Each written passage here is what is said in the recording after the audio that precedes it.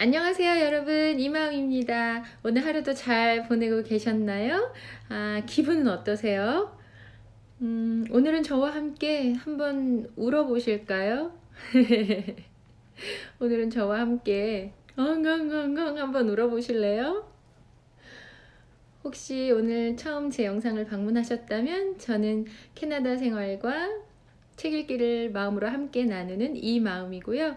구독과 좋아요 버튼 눌러서 다른 영상에서도 또 저와 함께 만나요. 제가 오랜만에 이어룡 교수님의 책을 꺼냈습니다. 저한테 굉장히 좋았던 책이었어요.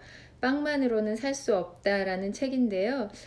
제가 학교 다닐 때 이어룡 교수님 굉장히 좋아했었거든요. 이분의 글이 굉장히 섬세하고 촉촉하고 저랑 이렇게 코드가 딱 맞는 그런 느낌이었어요. 그래서 제가 굉장히 학교 다닐 때 이분의 책을 좋아했고 이분한테 영향을 많이 받았다고 할 수 있습니다. 오늘 이어령 교수님의 이 책을 여러분과 함께 나누면서 우리가 눈물 한번 쏙 빼보도록 하겠습니다. 눈물의 의미. 눈물은 인간만이 누리는 특권이라고 말하기도 합니다. 다른 짐승들은 눈물을 흘리지 않는다고요. 애완견을 보면 슬픔과 기쁨을 분명히 표현합니다. 어느 때는 정말 우는 것처럼 이상한 소리를 낼 때도 있어요. 도살장으로 끌려가는 소들이 눈물을 흘린다든가 악어의 눈물이라는 말도 있지만 이것은 모두 그저 본능적이고 생리적인 눈물뿐입니다. 눈에 불순물을 씻어내거나 체내에서 내보내는 분비물에 지나지 않는 거죠. 인간의 경우라면 눈에 불순물이 들어가거나 양파를 깔 때처럼 눈을 자극하는 물질이 있으면 누액이 나오죠. 젊은 시절 나는 흙 속에 저 바람 속에의 글을 쓰면서 한국말의 눈물에 대해서 쓴소리를 한 적이 있었습니다. 코에서 나오는 물을 콧물이라고 하듯이 눈에서 나오는 물을 그냥 눈물이라고 부른 것에 대한 불만이었죠. 적어도 인간이 흘리는 눈물은 그냥 물이라고 부를 수는 없다. 양파를 깔 때 우는 눈물과 사랑하는 사람과 헤어질 때 흘리는 눈물이 같다는 말인가 라고 생각했었습니다.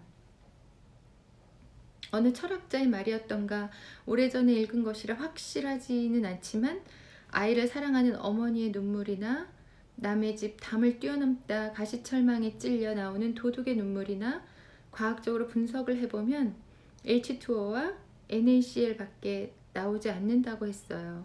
과학적으로는 설명할 수 없는 눈물에 성분이 있음을 나타내려고 한 소리지요. 그런데 요즘은 과학자들의 분석도 여간 아니어서 가령 윌리엄 프레이 같은 생화학자는 감정의 눈물은 생리적 눈물과는 분명 다른 점이 있을 것이라고 믿어 실험에 착수했다는 거죠. 그랬더니 말이에요. 아니나 다를까 마늘이 매워서 흘리는 생리적 눈물보다 감정이 섞인 눈물에는 그만큼 단백질이 더 많이 검출된다는 거예요. 그냥 단백질만도 아니라나 봐요. 가령 분해서 오는 눈물을 피눈물이라고 하잖아요. 그런데 그 눈물에는 피까지는 아니라도 나트륨 성분이 많이 섞여서 나온다는 것입니다. 그 눈물 맛은 자연히 더 짜다는 겁니다. 하지만 기뻐서 나오는 왜 올림픽 메달 딸 때 시상대에서 흘리는 눈물 있잖아요. 그 눈물에는 칼륨이 많이 섞여 있어서 맹물에 가까운 밋밋한 맛이라고 해요. 이를테면 감정과 눈물의 인과관계가 실증된 거죠. 오로지 인간만이 감정적 눈물을 흘립니다. 눈물에는 두 종류의 다른 눈물이 있다고 합니다. 직접적인 고통을 겪지 않았는데 눈에 티끌 같은 게 들어온 것도 아닌데 웁니다. 슬플 때 우는 눈물, 기쁠 때 감동해서 흘리는 눈물은 희노애락에서 우러낸 감정의 눈물이라고 하죠.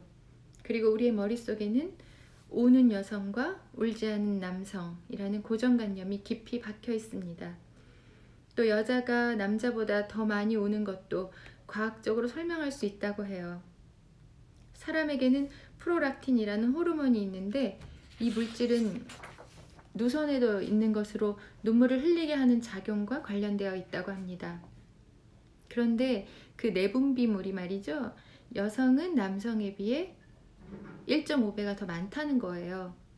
당연히 과학적으로 봐도 눈물을 흘리는 여성이 남성보다 1.5배나 더 많겠죠. 아니죠. 1.5배가 아니라고 해요. 조금 할 일이 없는 사람들 같지만 독일 안과학회가 복수로 조사해 발표한 눈물의 통계를 보면 말이죠. 남성은 1년 동안 평균 6번에서 17번 정도 밖에는 울지 않는데 여성은 무려 30번에서 64번이나 눈물을 흘린다는 겁니다. 우는 횟수만이 아니죠. 한번 울었다 하면 남자는 눈물 뚝으로 단발성인데 여자는 하염없이 우는 지속형이라고 합니다. 우는 시간도 배가 넘어요.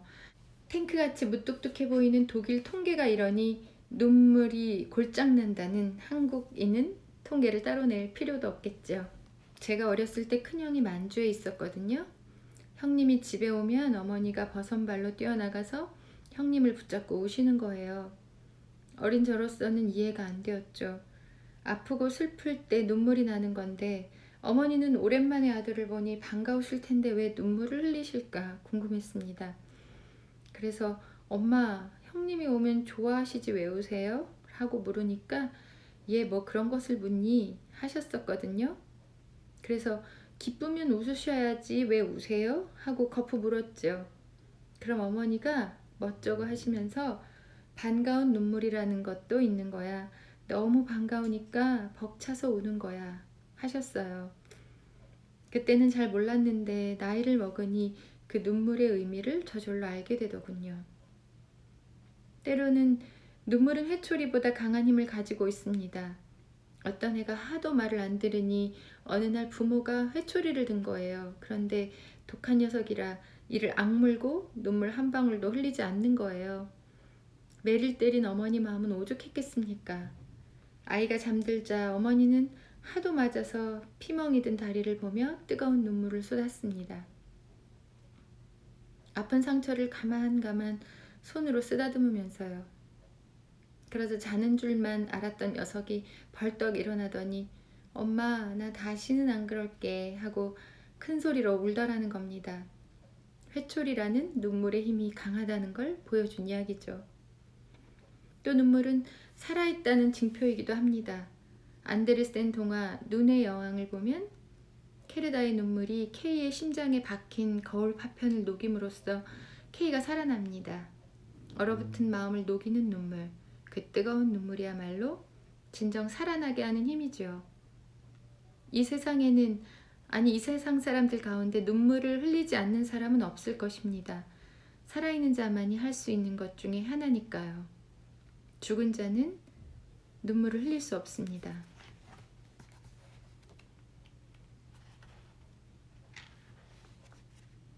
일제강점하에서 백은미로 겨우 끼니를 이어갈 때입니다. 그리고 6.25 전란 때 궁핍한 피난살이를 하던 때 일입니다. 우리는 정말 눈물 없이는 하루도 밥을 먹을 수 없는 굶주림 속에서 살았지요. 그럴 때마다 힘이 되고 위안이 되었단 말이 하나 있었지요. 눈물과 함께 빵을 먹어보지 못한 사람은 인생의 의미를 모른다. 괴테의 말이었죠. 나만이 아니라 당시의 가난한 젊은이들에게 그 말이 철학이요 시였던 것입니다. 초년 고생은 사서하랬다는 우리 속담도 있었지만 밥보다는 근대화 바람을 타고 들어온 빵 쪽이 더 호소력이 있었던 모양입니다. 그러나 좀 더 시간이 지나고 난 뒤 나는 이 말에 대해서 더 이상 흥미를 가질 수 없게 되었습니다. 솔직히 말하자면 실망을 하게 된 겁니다.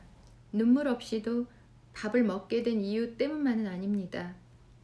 괴테의 교양소설 빌헬름 마이스터의 수업시대를 읽다가 겨드랑이에 끼고 다니던 그 말의 뿌리를 찾아내게 된 것이죠. 처음엔 유레카라고 소리치면서 발가벗고 뛸 정도로 기뻤어요. 하지만 이내 나의 탄성은 실망의 한숨으로 변해버리고 말았지요. 지금까지 내가 알고 있었던 눈물의 빵과는 그 뜻이 전혀 어울리지 않았던 겁니다. 사실 괴테의 말이라고는 하나 여러 사람의 입을 거치다 보니 조금씩 그 말들이 변조되어 있었다는 사실을 이미 나도 알고 있었던 일입니다. 눈물과 함께 빵을 먹어보지 못한 사람과는 인생을 논하지 말라거나 눈물 젖은 빵 맛을 모르면 인생의 맛도 모른다거나 서로 다른 버전들이 있어 왔지만 그 눈물의 빵은 인생이란 핵심 단어에서 크게 벗어나지 않았던 거죠. 그런데 진짜로 괴테의 소설에 나오는 빵은 인생이 아니라 하나님의 힘과 관련된 것이었다는 사실을 알게 되었습니다. 부연하자면 눈물과 함께 빵을 먹어보지 못한 사람은 인생이 아니라 하나님의 힘이 무엇인 줄을 모른다는 뜻이었죠. 한마디로 그 노인이 하프를 타면서 슬프게 노래한 것은 인생론이 아니라 신앙론이었다는 겁니다. 단순한 일상적 생활고가 아니라 인간의 원죄에 대한 종교적 담론이었던 셈입니다.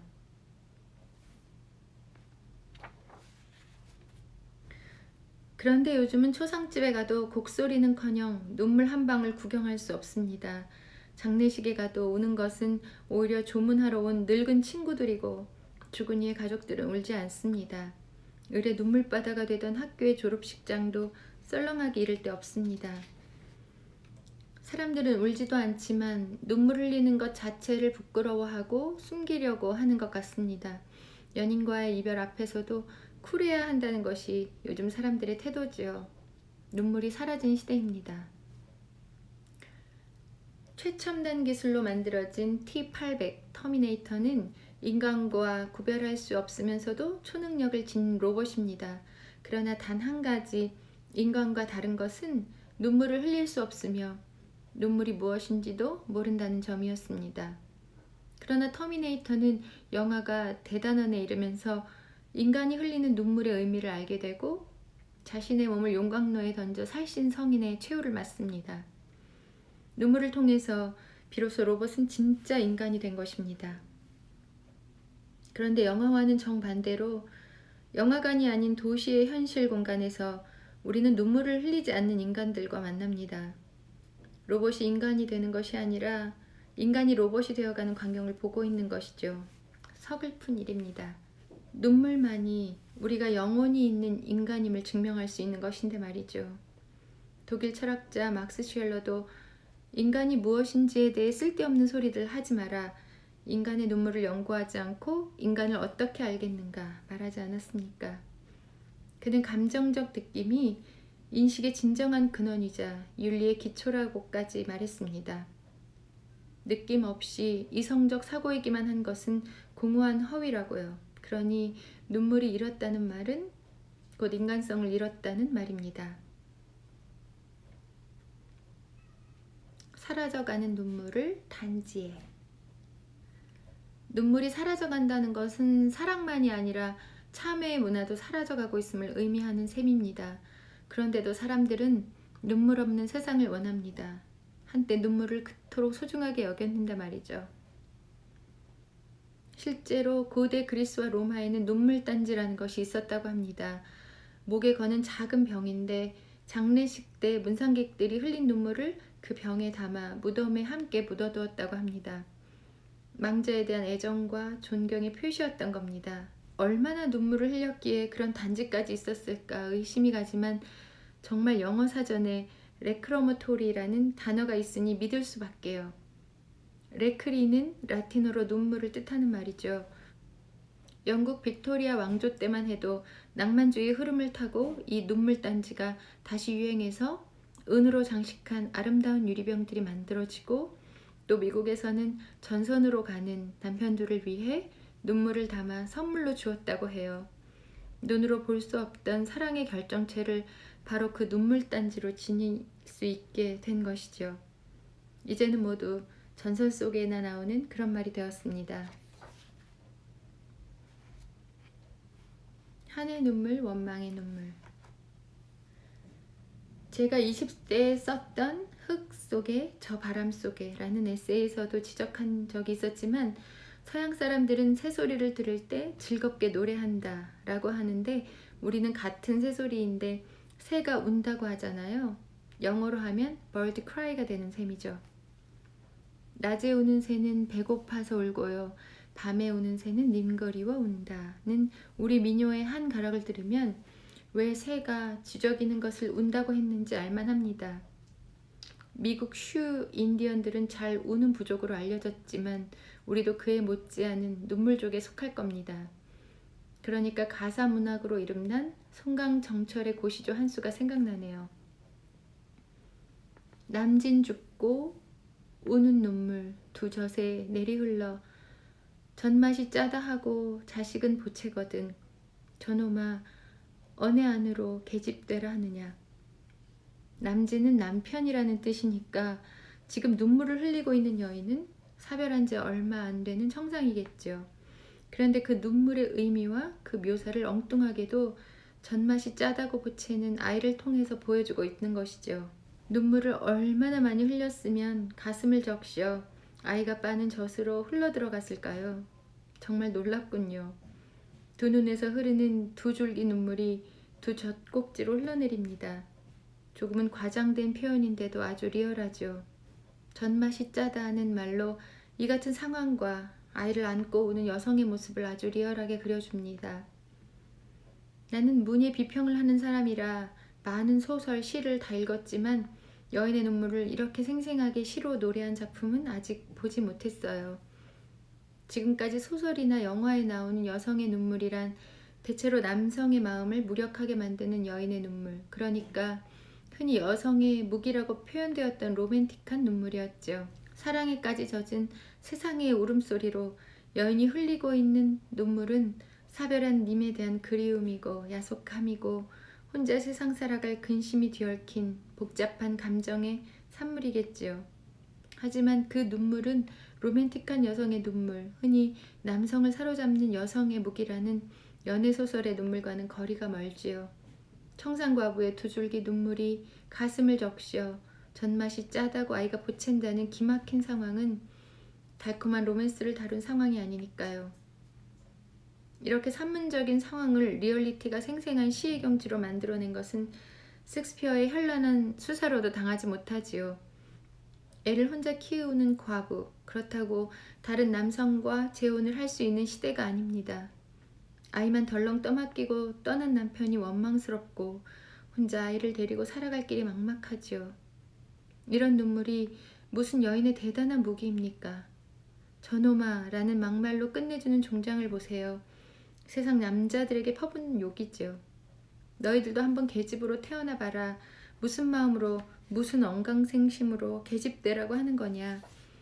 굶주림의 고통 그리고 신세 한탄에서 나오는 한의 눈물이 원망의 눈물의 눈물의학 대부분을 차지하고 있었던 것이죠. 어미의 눈물이 또 다른 눈물을 낳는 아이의 울음, 이 처절한 눈물의 리얼리즘이 식민지 땅에서 전쟁터에서 흘렸던 우리의 눈물이었던 것이죠. 내가 일제강점기에 그리고 6.25 전쟁 때 눈물과 함께 먹었던 그 밥은 그런 빵이 아니었던 것입니다. 단지 원죄 의식 없이 육체의 고통에서 나오는 노동의 눈물, 그리고 가난을 원망하는 물질적 결핍에 대한 억울함이었죠. 정철은 대문호지만 그가 알고 있는 한의 눈물과 괴테가 흘린 원죄의 눈물 사이에는 동과 서만큼 큰 거리가 있습니다. 남을 위해 울어주는 사랑의 눈물, 참회의 눈물입니다. 그것이 눈물과 함께 먹는 빵의 의미, 원죄를 짓고 모틀로 살아가는 인간의 눈물인 것이죠. 지금 흐르는 눈물을 닦지 마세요. 마를 때까지 그냥 놔두세요. 눈물은 창피한 것이 아니라 자랑스러운 것입니다. 당신에게 눈물이 있다는 것은 영혼이 있다는 것, 사랑이 있다는 것, 누군가를 사랑하고 애타게 그리워한다는 것, 그리고 뉘우친다는 것. 내가 아니라 남을 위해서 흘리는 눈물은 비가 그치자 나타난 무지개처럼 아름다운 것입니다. 눈물에 젖은 빵을 먹는 것, 그것은 가난 때문이 아닙니다. 가난을 넘어서는 사랑의 눈물에서만이 영혼의 무지개가 뜨는 것이죠. 사실 저는 눈물이 많은 편이에요. 그래서 눈물을 주체할 수 없을 때 좀 당황스럽기도 하고 창피하기도 하고 그런 경우들이 많이 있었는데요. 제가 오늘 이 눈물에 대한 글을 다시 한번 읽으면서 그냥 자연스럽게 눈물이 나면 울어야겠다 그런 생각이 들었습니다. 눈물이 있다는 건 영혼이 있다는 것이고 사랑이 있다는 것이고, 그리고 남을 위해서 흘리는 눈물은 비가 그치자 나타난 무지개처럼 아름다운 것이라고 오늘 책에서 얘기해주고 있습니다. 여러분 혹시 지금 너무 울고 싶으신 분이 계신가요? 너무 속상하고 답답하고, 아니면 너무 내 뜻대로 안 되고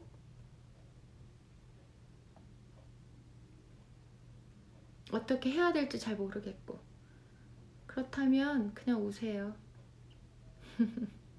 그냥 우시면 됩니다. 눈물은 비가 그치자 나타난 무지개처럼 아름다운 것이라고. 영혼의 무지개가 뜨는 것이라고 우리에게 얘기해주고 계세요. 실컷 울어보시고요. 엉엉엉엉 소리내서 울어보시고, 그 눈물의 의미가 무엇인지 속이 후련해지시고 마음을 다 쏟아내는 그런 눈물 한번 흘려보셨으면 좋겠습니다.